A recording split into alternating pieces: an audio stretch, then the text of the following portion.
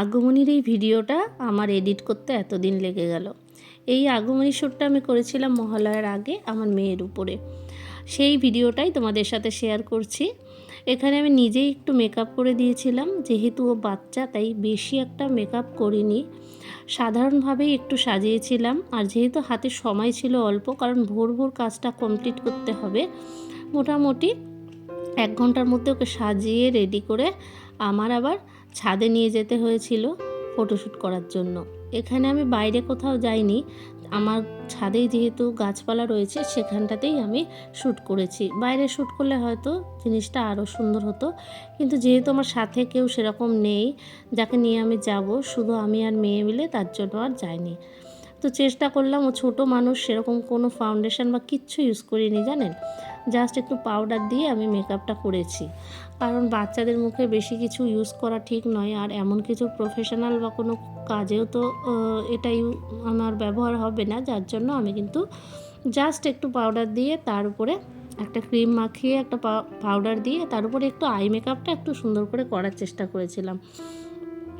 তো যেটুকু করেছি তাতে আমি স্যাটিসফাইড। মোটামুটি আমার আশা ছিল না যে এতটা আমি করতে পারবো ওইটুকু টাইমের মধ্যে। আর ছোটো মানুষ, ওর ভালোও লাগছিল না, ও বারবার নড়ছিল।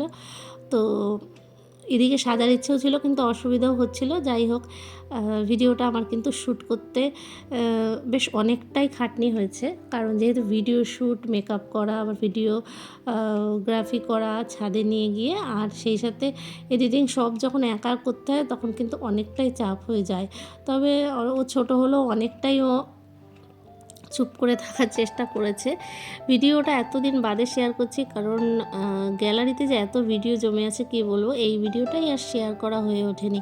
পুজোর মধ্যে বা কালী পুজোর মধ্যে দিলেও হয়তো ভালো লাগতো, তবে এই জিনিসটা সবসময় কিন্তু আমাদের আর কি কাজে লাগে। মোটামুটি আমরা আমাদের বাড়িতে যে বাচ্চারা, মেয়েরা বাচ্চারা থাকে তাদের দিয়ে আগমনের সময় সাজিয়ে একটু ফটো তুলি, বা তাদের যারা চাইছেন এরকমভাবে সাজাতে তাদেরকে একটা ছোট্ট আইডিয়াও পেতে পারেন। সিম্পলভাবেও এটা করা যায়, আরও অনেক কিছু কাজ করা যেতে পারতো, কিন্তু আমি ওইটুকু আমার যা আছে ঘরে সেটা দিয়ে মোটামুটি আমি করেছি। আর এখানে গলার কাছে একটা কলকা করতে গিয়েছি, ব্রুশটা মোটা ছিল, তা হয়নি ঠিকঠাক, তবুও একটা অন্যরকম লুক আনার চেষ্টা আমি করেছি। শাড়িটাও নিজে পরিয়েছি, যেহেতু ব্লাউজটা অন্য রকমভাবে পরিয়েছি, তাই কিন্তু ওইখানে শাড়িটা খুব সুন্দরভাবে পিন আপ করা যায়নি। তো যাই হোক, পরের বার চেষ্টা করব অন্য রকমভাবে করার। আর বাগানের শ্যুটটা করেছি, কেমন লেগেছে তোমরা অবশ্যই তোমাদের কমেন্টের মাধ্যমে জানাবে। ওকে যেভাবে যেভাবে পোজ দিতে বলছিলাম ও সেইভাবে দেওয়ার চেষ্টা করছিল, কিন্তু ছোট মানুষ অতটা পারফেক্ট তো হয় না, সেই সাথে আমিও অত বড় ক্যামেরাম্যান নই যে জিনিসটা পুরো পারফেক্ট হবে, তবুও করার চেষ্টা করেছি। অ্যাকচুয়ালি বাচ্চাদের যেমন করেই সাজানো হোক না কেন ভালো লাগে, আর সেটা যদি আগমনীর সাজ হয় তাহলে তো কথাই নয়। তো সেই মতন আমার কাছে আমি খুশি যে মোটামুটি আমি এই লুকটা দিয়ে আমি ওকে সাজিয়ে এই ভিডিও শ্যুটটা করতে পারবো, আমি এটা ভাবিনি। আগে আগে খুব টেনশানে ছিলাম। তো আমার এক বান্ধবী আমাকে খুবই করে বলে যে তুই এটা কর, তো তার জন্যই এটা আমি করেছিলাম সাহস করে। তো কেমন হয়েছে তোমরা কিন্তু কমেন্টে জানাবে। যারা ইউটিউব থেকে দেখছো তারা অবশ্যই, যদি এখনও আমার চ্যানেলটি সাবস্ক্রাইব করে না থাকো, নিত্য নতুন ভিডিও পাওয়ার জন্য অবশ্যই চ্যানেলটিকে সাবস্ক্রাইব করে নেওয়ার অনুরোধ রাখবো। সাবস্ক্রাইব করে নেওয়ার পর বেল আইকনটা অবশ্যই প্রেস করে দিও। যারা ফেসবুক থেকে দেখছো তারা কিন্তু অবশ্যই ফলো করে পাশে থেকো, নতুন নতুন কন্টেন্ট অবশ্যই ভালো লাগবে তোমাদের।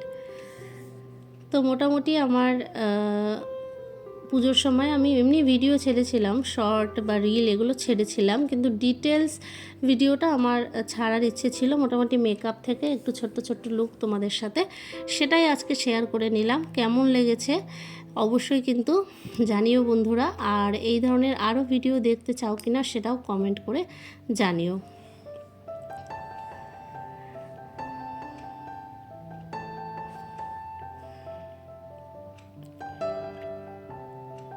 যারা আগামী দিনে তাদের ছোট বাচ্চাকে আগমনীর সাজে সাজাতে চাইছো তারা কিন্তু আমি সিম্পলভাবেও ছাদ বাগানে বা কোথাও এভাবে সুন্দরভাবে শ্যুটটা করে নিতে পারো। যে জন্যই আমি শেয়ার করলাম যে সব সময় যে বাইরে যদি যাওয়ার সুযোগ না থাকে তাহলে কিন্তু এভাবেও ট্রাই করা যায়।